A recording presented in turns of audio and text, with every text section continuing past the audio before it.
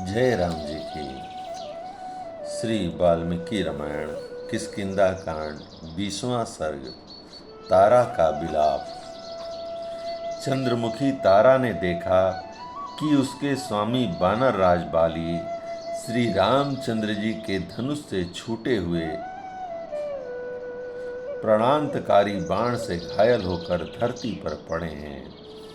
उस अवस्था में उनके पास पहुंचकर वह भामनी उनके शरीर से लिपट गई। जो अपने शरीर से गजराज और गिरिराज को भी मात करते थे, उन्हीं बानर राज को बाण से आहत होकर जड़ से उखड़े हुए वृक्ष की भांति धराशायी हुआ देख तारा का हृदय शोक से संतप्त हो उठा और वह आतुर होकर विलाप करने लगी।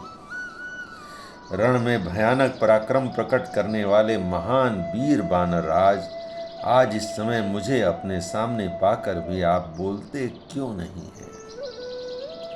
कपि श्रेष्ठ उठिए और उत्तम सैया का आश्रय लीजिए। आप जैसा श्रेष्ठ भूपाल पृथ्वी पर नहीं सोते हैं। पृथ्वीनाथ, निश्चय ही यह पृथ्वी आपको अत्यंत प्यारी है, तभी तो निष्प्राण होने पर भी आप मुझे छोड़कर अपने अंगों से इस वसुधा का ही आलिंगन किए जा रहे हैं। वीरवर, आपने धर्मयुक्त युद्ध करके स्वर्ग के मार्ग को भी अवश्य किष्किंधा की भांति कोई रमणीय पुरी बना लिया होगा।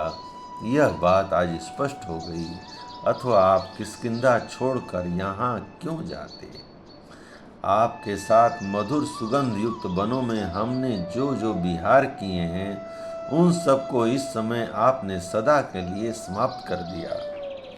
हे नाथ, आप बड़े बड़े युद्धपतियों के भी स्वामी हैं। आज आपके मारे जाने से मेरा सारा आनंद लुट गया। मैं सब प्रकार से निराश होकर शोक के समुद्र में डूब गया हूँ। निश्चय ही मेरा हृदय बड़ा कठोर है, जो आज आपको पृथ्वी पर पड़ा देखकर भी शोक से संतप्त हो फट नहीं जाता, इसके हजारों टुकड़े नहीं हो जाते।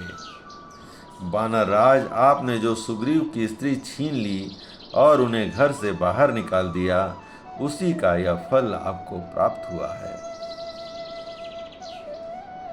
वानरेंद्र, मैं आपका हित चाहती थी और आपके कल्याण साधन में ही लगी रहती थी, तो भी मैंने आपसे जो हितकर बात कही थी, उसे मोहवश आपने नहीं माना। दूसरों को मान देने वाले आर्य पुत्र, निश्चय ही स्वर्ग में जाकर रूप और यौवन के अभिमान से मत रहने वाली केली कला में निपुण अप्सराओं के मन को अपने दिव्य सौंदर्य से आप मथ डालेंगे।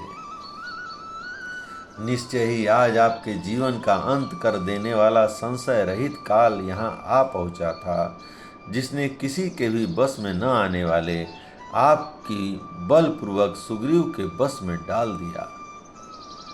अब श्री राम को सुनाकर सुग्रीव की पत्नी तारा बोली, हे कुकस्य कुल में अवतीर्ण हुए श्री रामचंद्र जी ने दूसरे के साथ युद्ध करते हुए बाली को मारकर अत्यंत निंदित कर्म किया है।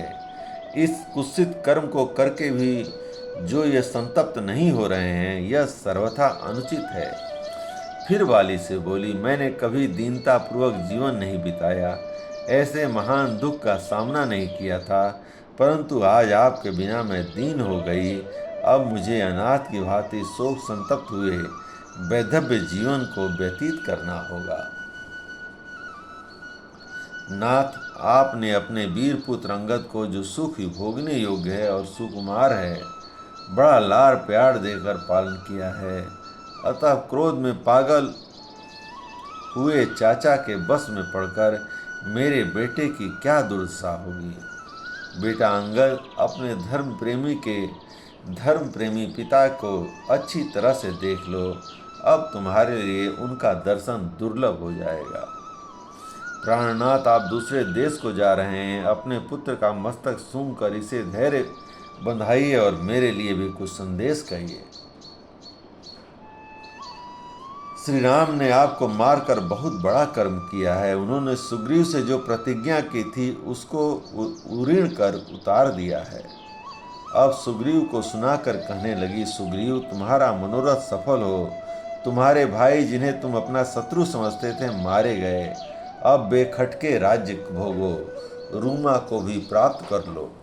फिर बाली से वह बोली, बानेश्वर मैं आपकी प्यारी पत्नी हूँ और इस तरह रोती कलपती हूँ, फिर भी आप मुझसे बोलते क्यों नहीं? देखिए आपकी यह बहुत सी सुंदरी भार्याएं यहाँ उपस्थित हैं।